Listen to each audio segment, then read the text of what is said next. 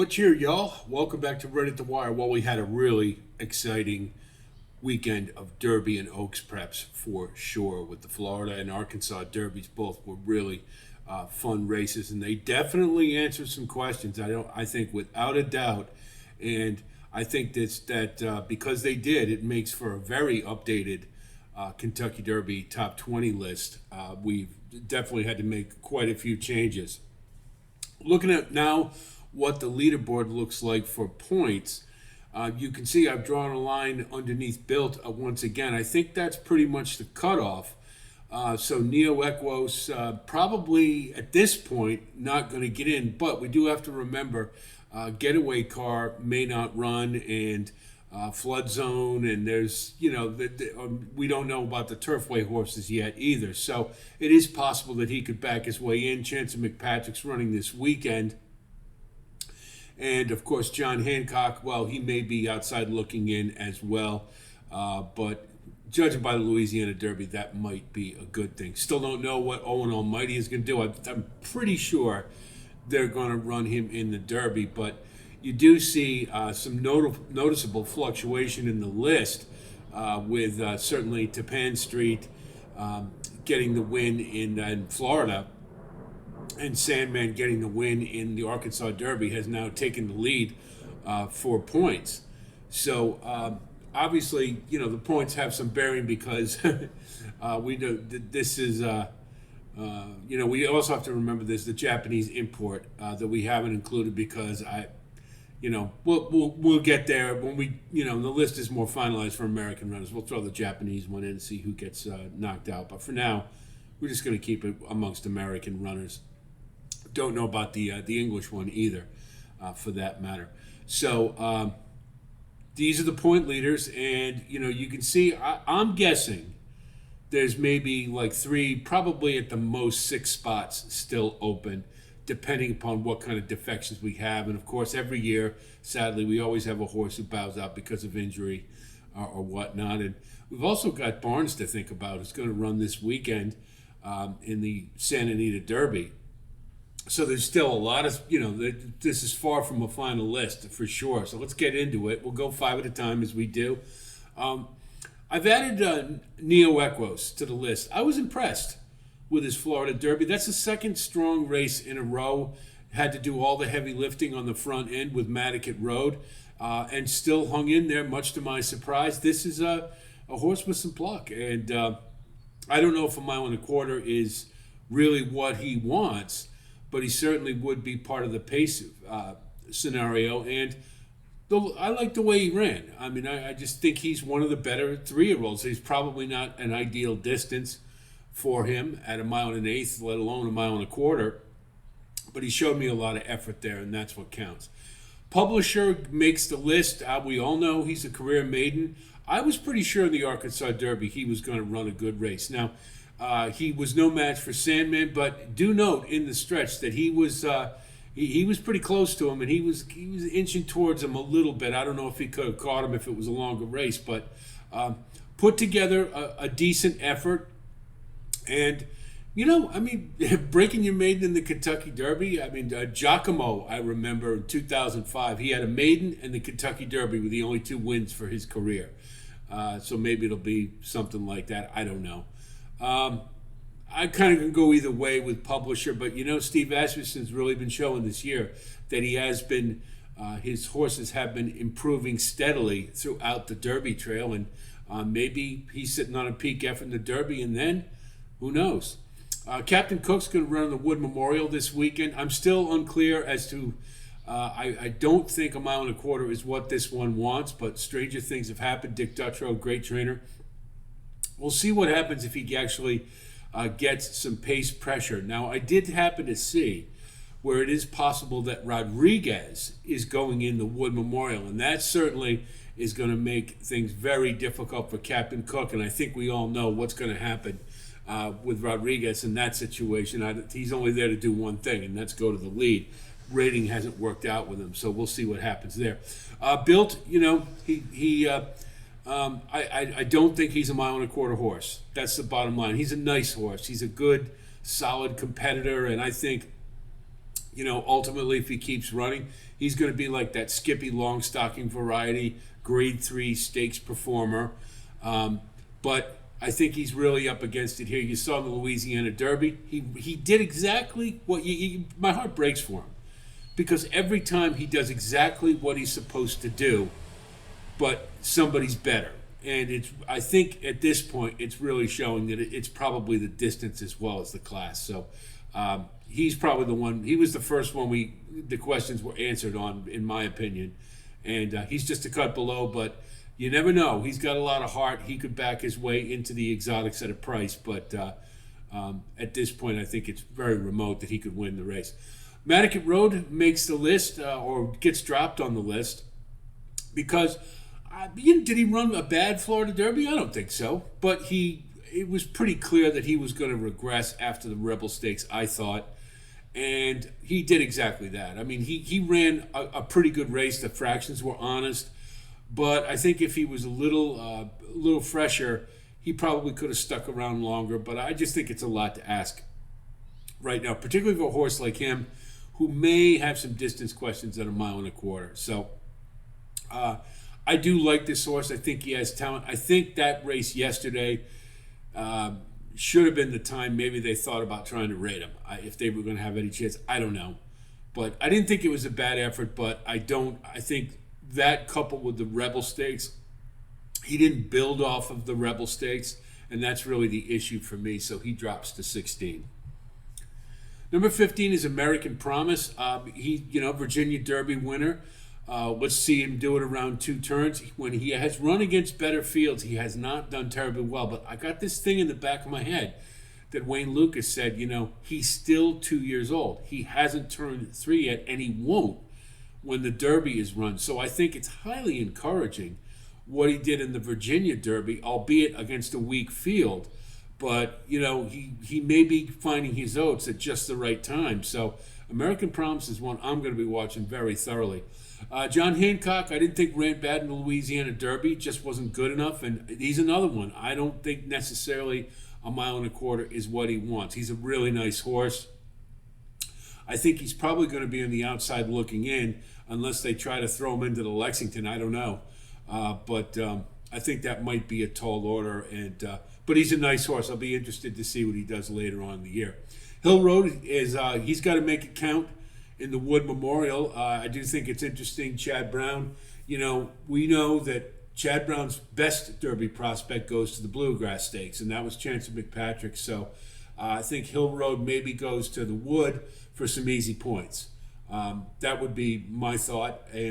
But I still firmly believe he is a better Derby prospect than Chancellor McPatrick.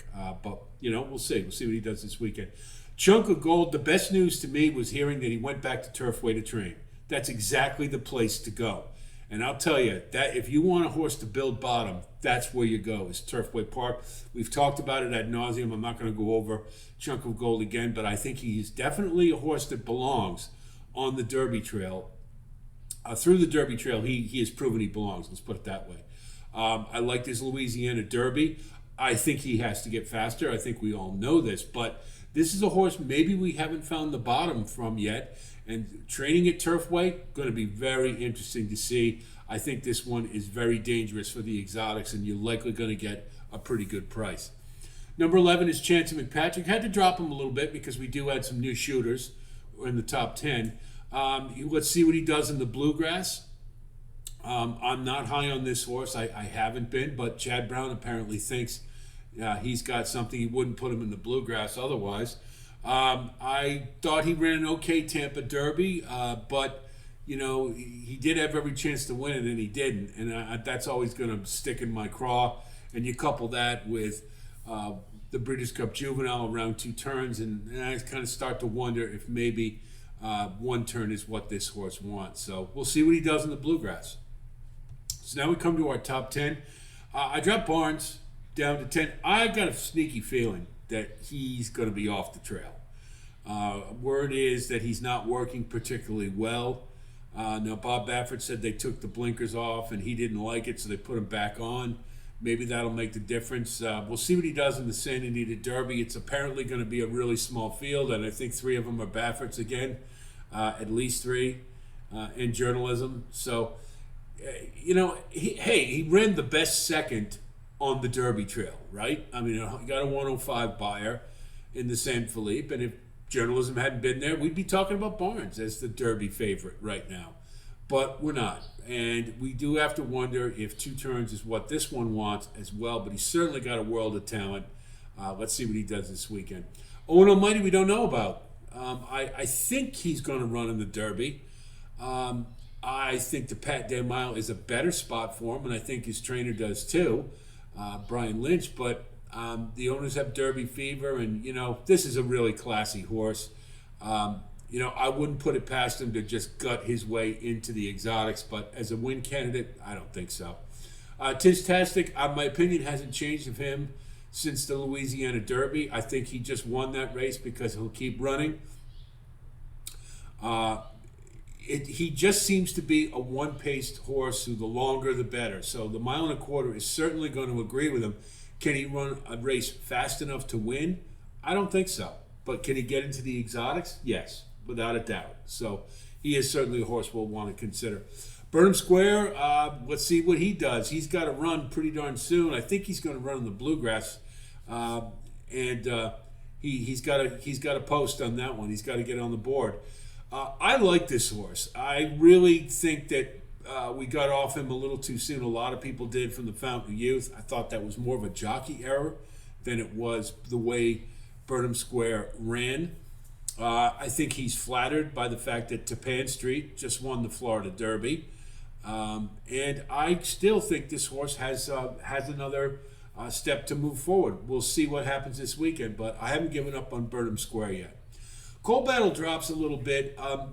It's not really. It's just that we have new shooters. That's the only reason. He didn't embarrass himself in the Arkansas Derby. I thought he ran fine. He didn't need the race. He ran a solid third, and maybe they didn't tune him up all the way, so we can fully expect him to run his race in the Kentucky Derby.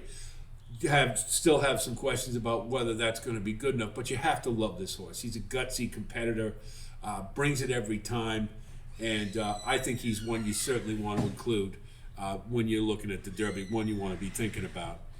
So we come to our top 5. Sandman makes the jump, winner of the Arkansas Derby.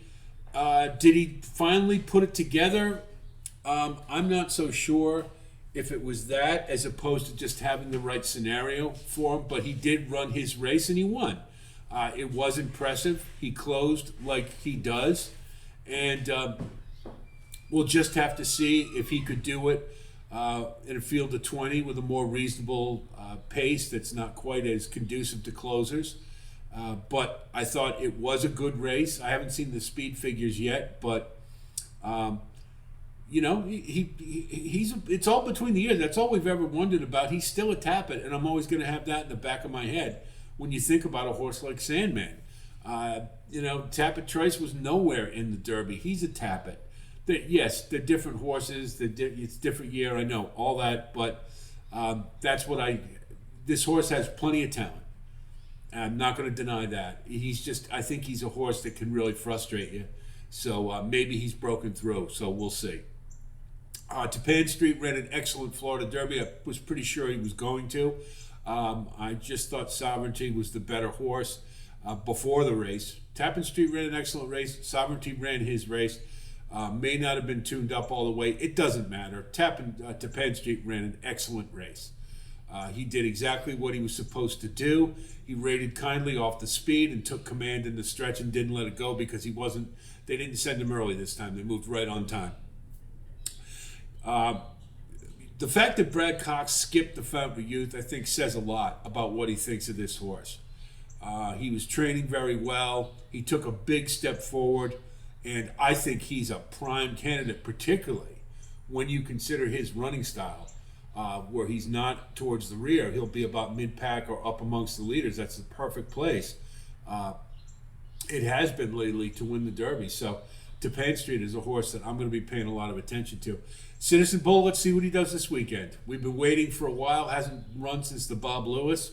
But he may be Bob Baffert's best hope, Derby hope at this point. after Cornucopian bombed out, there were a few things about that race we'll talk about in the replay analysis that I wasn't keen on, but I'm starting to wonder when you're seeing Byford throwing all these horses all over the place to get into the Derby. I just wonder if he's not so sure that he's got a Derby horse. I don't know.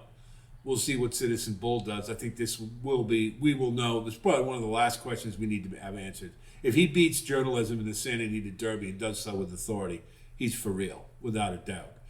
Sovereignty, I didn't think embarrassed himself in the Florida Derby whatsoever. I thought he ran an excellent race. He was closing, and the thing that I loved more than anything else is, did you watch that last 16th of a mile? His stride was really starting to lengthen. He's going to love a mile and a quarter, without a doubt. And he's got the right trainer to get him ready. He didn't embarrass himself at all. He didn't diminish in my eyes whatsoever. He's still one of the top two for the Derby. Number one is journalism. We'll see what he does in the Santa Anita Derby. What I will say is, now after this last weekend, we've got more competitors. That's a really solid top five, whereas it had just been a top two and everybody else. So we've definitely got some depth to this field, and which it didn't really have before. So that's pretty exciting. And he's certainly number one based upon the San Felipe and what he's been doing. But hey, that could change after the Santa Anita Derby. We'll see. So there's our top 20 memorialized for you. The asterisks basically mean horses that are on the bubble, that they're right there. They're going to need help to get in. They're going to need some points. So I think for Burnham Square, he's probably going to have to be in the top three. Chance McPatrick, same thing. Hill Road, I would say, has a really good shot to get in. I'm not so sure about Burnham Square or Chance McPatrick. We'll have to see. John Hancock's going to need help from others, defections probably, and Nia Weckros is probably on the outside looking in right now, but we'll see. There's still a couple races and the Lexington left, a couple 100-pointers, so still more to happen. So now let's take a look at our field. This is what it looks like right now with all the horses who have qualified. Now, we don't know if they're all going to run. You notice in the top 20, I took off Flying Mohawk and Final Gambit. I'm pretty sure at least one of them isn't going to run. I heard Brad Cox in an interview talking about Final Gambit. He's like, I put him on turf, you know why, kind of thing. So I don't think it would be any service to the horse if he's going to run a dud because he doesn't like to run on dirt. We'll see. Owen Almighty, getaway car, whether or not Baffert wants to throw him in. He can if he wants to, but wasn't very encouraging in the Virginia Derby. So we look at it, it's a lot more defined. Now we've got a lot more horses up near the lead and on the lead. And so that makes, now you're looking at a field that's really pretty interesting. To be honest, and I think you've got, you got a good solid top 8 there for sure, and this weekend could make it a top 10, or we'll see. But anyway, I hope you like this this rendition of the Derby Top 20, and let me know how you think. Again, you guys have been great with the comments. I love to hear the differences of opinion, and so I welcome it. Please. Keep sending the comments my way. If you do like content like this, of course, please like and subscribe. And again, thanks so much to all of you who continue to grow this community. And again, love the comments. Please keep them coming. We're going to have a lot of content this week. We've got 3 Derby preps, the Santa Anita Derby, the Wood Memorial, as well as the Bluegrass. We will probably have a sequence from Keeneland, who opens up this week. We will have replay analysis for the Florida and Arkansas Derbies, and we will certainly have posts for the Oaks Preps to be run this weekend. So a lot coming. It's going to be very busy, and stay tuned to Ray the Wire, and we'll have it all covered for you. So that's it from here. I'll talk to you soon, and until then, be well.